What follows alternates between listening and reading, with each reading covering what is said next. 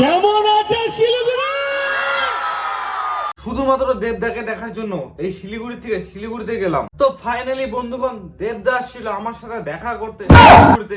शाबाश बेटा। তাই একটা ছোট্ট মিট আপ ছিল আমার, তো সেখানে তো আমি গেছিলাম। তো দুর্ভাগ্যবশত দেবদার সাথে দেখা হয় নাই। মানে অত ভিড়ের মাঝখানে আমি দেবদাকে খুঁজে পাই নাই।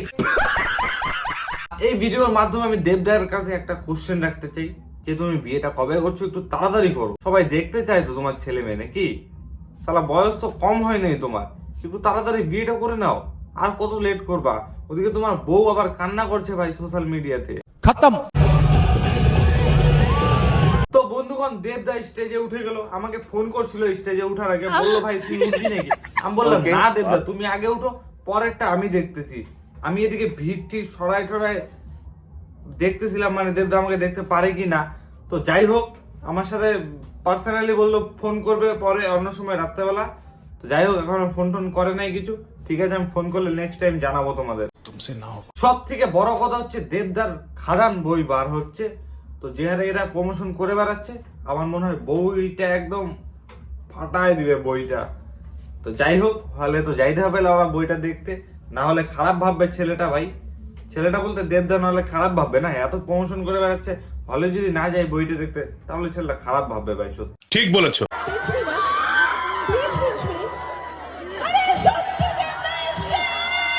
আরে লেওরা আসছে তো আমিও জানি ভাই, অত ভিড়ের মাঝখানে অত লোকের ঘামের গন্ধে স্যার আমিও দাঁড়াইছিলাম। আমিও জানি যে দেবদা আসছে, কারণ আমার সামনে দিয়ে আমাকে ফোন করে তো আসছে। বা জানিস এইসব কথা রে? দেখ তো লেওরা কি বলি এইসব মেয়েগুলাকে। আর দেবদা চোখের সামনে দাঁড়ায় আছে, তাহলে ওরা বলতেছে আমাকে হাত দিয়ে ধরো।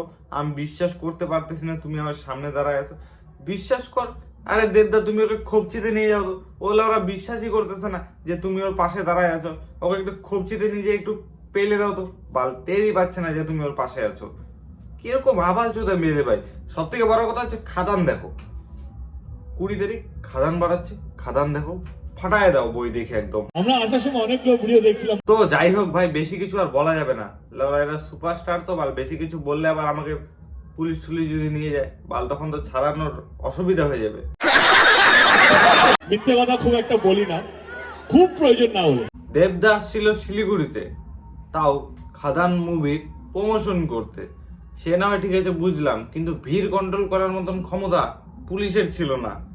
এবার একটা জিনিস ভাবো, দেবদার যেদিন বিয়ে হবে ওদিন পুলিশ তো দূরের কথা লেওরা, মনে হচ্ছে সিআরপিএফ কাজ হবে না, বড় বড় বাউন্সারও মনে হয় কাজ হবে না।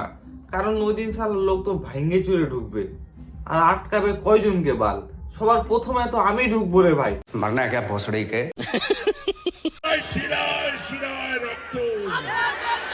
বলছি কাকা, প্যারাশুট নিয়ে উপর থেকে লাফ দাও, একদম দেবের ঘাড়ে যায় উঠবা। অত উঁচার থেকে দেখার থেকে নিচে নেমে দেখতে পারো।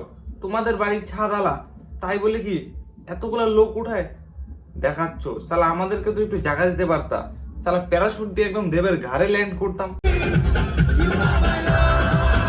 কি বলবো রে লেওরায়, এত লোকের মাঝখানে এত ভিড়ে চাপা পইরে সালা নাচতেছিলাম না, মানে নাচটা একটু দেখতেছিলাম সবার। এত সুন্দর গান চলতেছিল, সবার নাচটা একটু দেখতেছিলাম। আর এক কানা হলো এক মেয়ে এত বড় একটা পোস্টার বার করছে। কি বলবো বলতো এইসব মেয়েকে? কিছু দেখা যাচ্ছে না ভাই চোখের সামনে। সালা মনে হচ্ছে খালি পোস্টারটাই। ওখানে লেখা ছিল আই লাভ ইউ দেব নাকি কি জানি।